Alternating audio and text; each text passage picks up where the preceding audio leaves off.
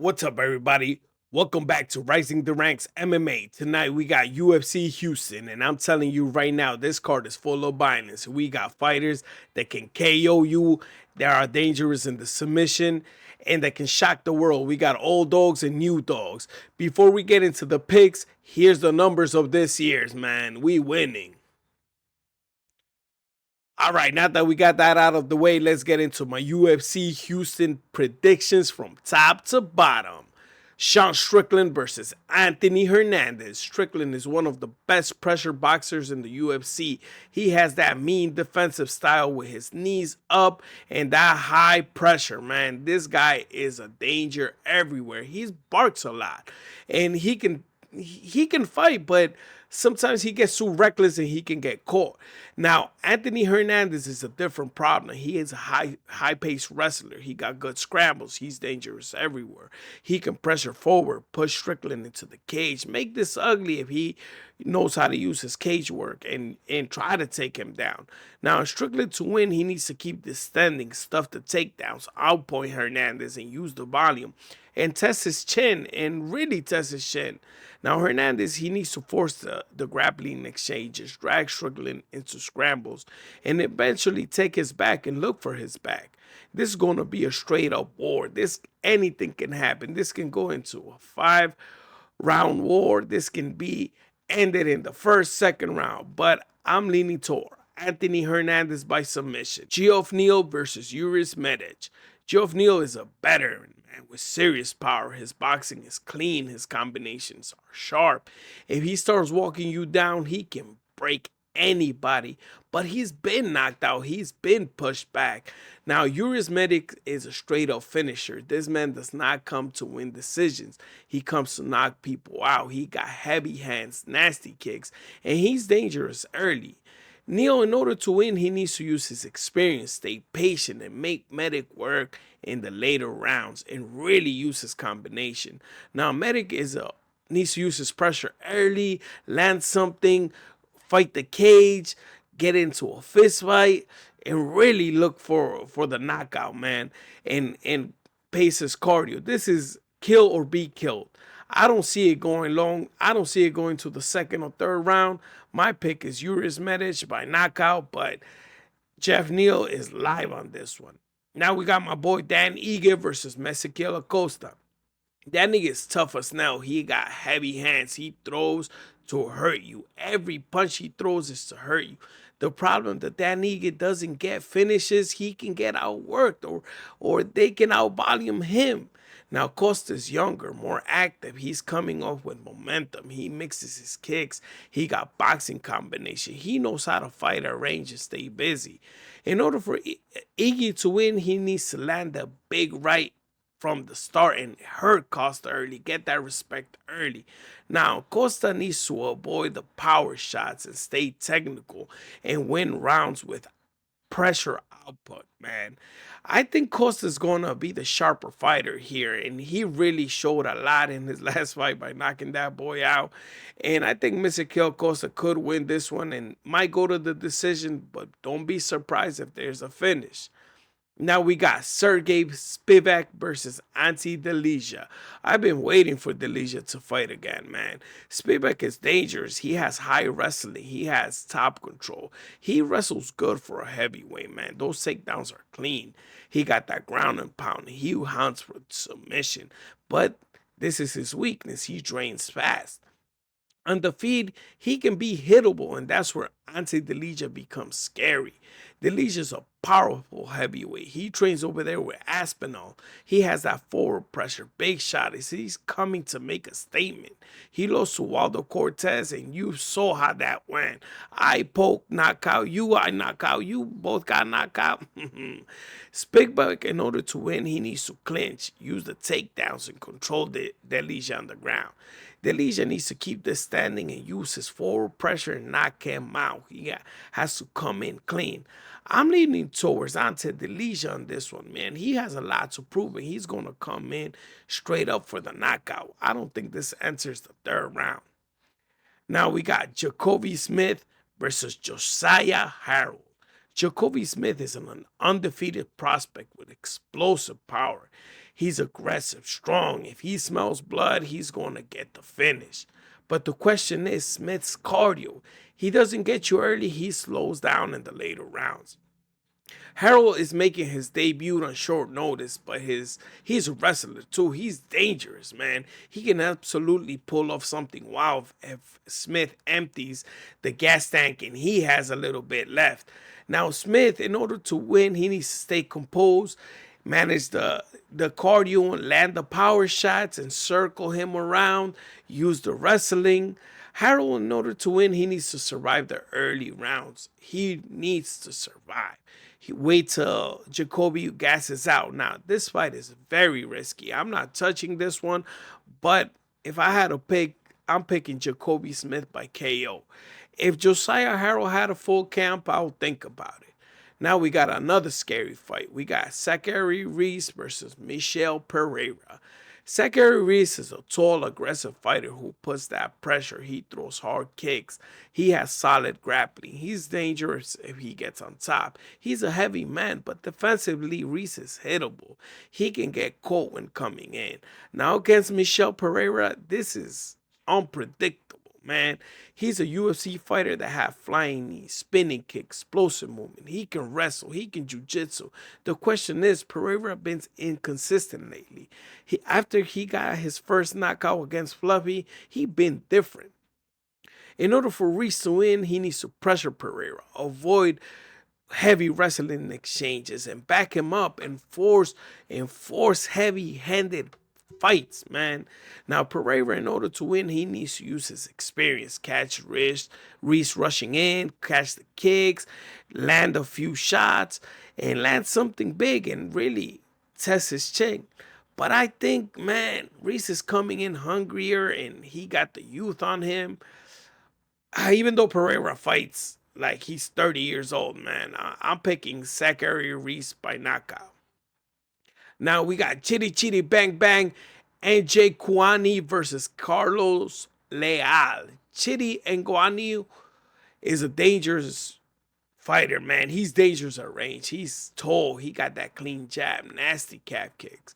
He has head kicks, man. They're sniper level. But the problem is that Chidi, when he stops throwing, he becomes hittable. He slows down. Now puts his hands down. Now Carlos Leal is a pressure power fighter, man. He's aggressive. He throws heavy combinations. And he's not scared to walk into danger. He can wrestle too.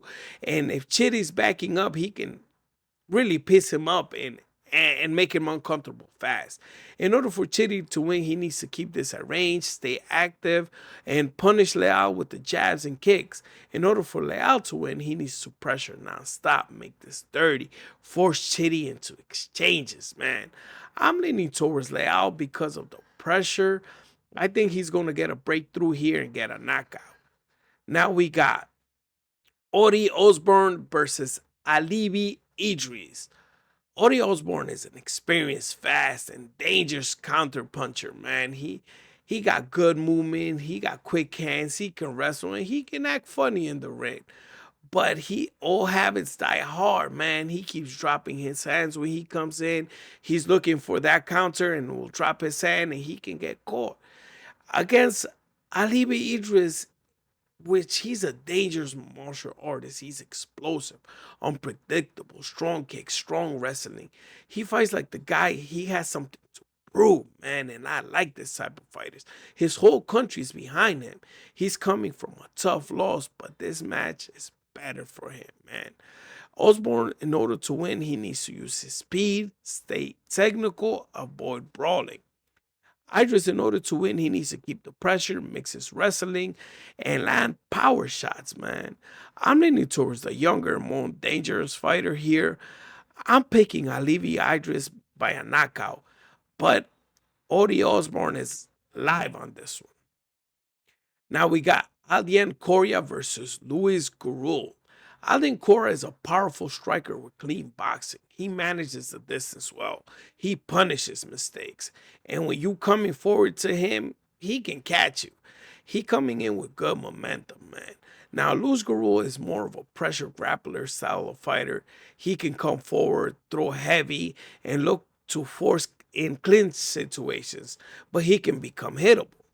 And in the UFC, when you become hittable, they're gonna make you pay. Coria, in order to win, he needs to keep the standing, stay technical with his boxing, move around, pop, pop, pop, and knock him out. Now, Gurule, he needs to put that pressure, force the grappling, drag this into the ground, make this a grind, man. But I'm trusting the cleaner striker here and the better momentum. My pick, Aldean Coria by KO. Now we got the females, Nora Cornolle versus Joselyne Edwards. This is a rematch, and this is very interesting, man. Two completely different fighters in their first fight.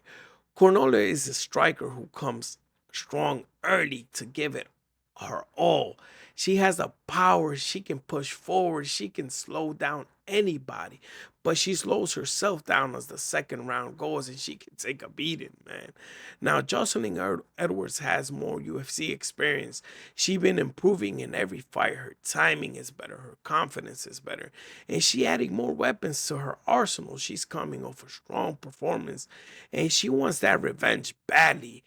In order for Cornolle to win, she needs to start fast and keep her cardio at pace, man. She needs to win the striking early, take it to the ground, look for the ground and pound, and outpoint and outwork Edwards. Now, Edwards needs to stay composed. She needs to win the later rounds. She needs to mix the clinch work, make this fight dirty, take it to the ground, punch, punch, punch, get away, punch, punch, punch. Man, I like this one. My pick is Joselyne Edwards by decision. Now we got Brahimaj versus Soriano. Brahimaj is a grappler first, man. He has legit jiu-jitsu, strong submission. When he gets on your back, it's usually over.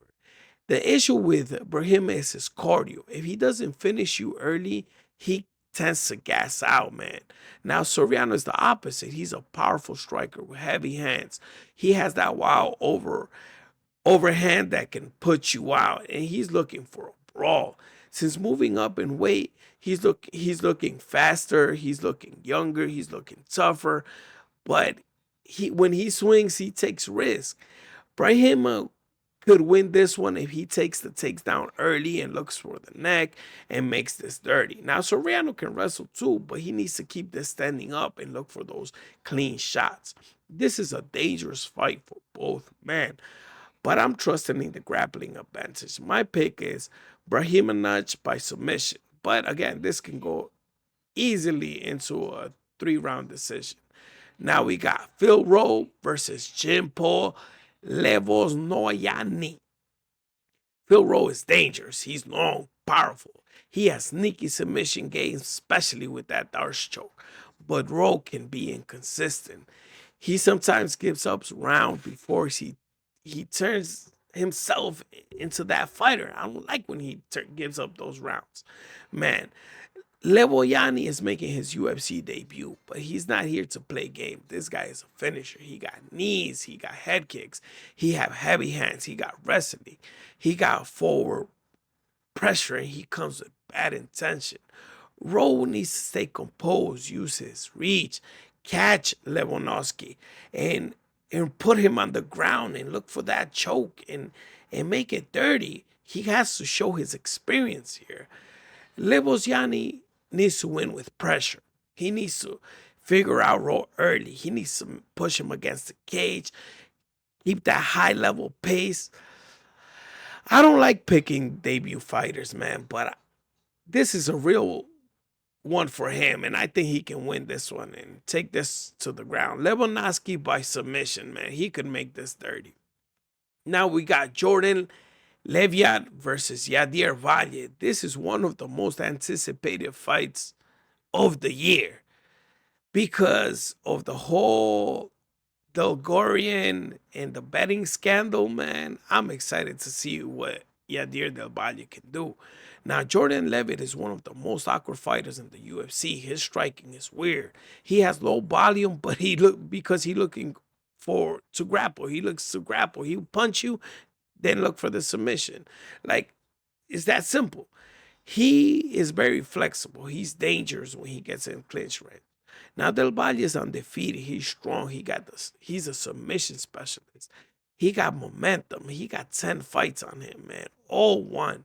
He's coming with something big to prove after that controversy, man.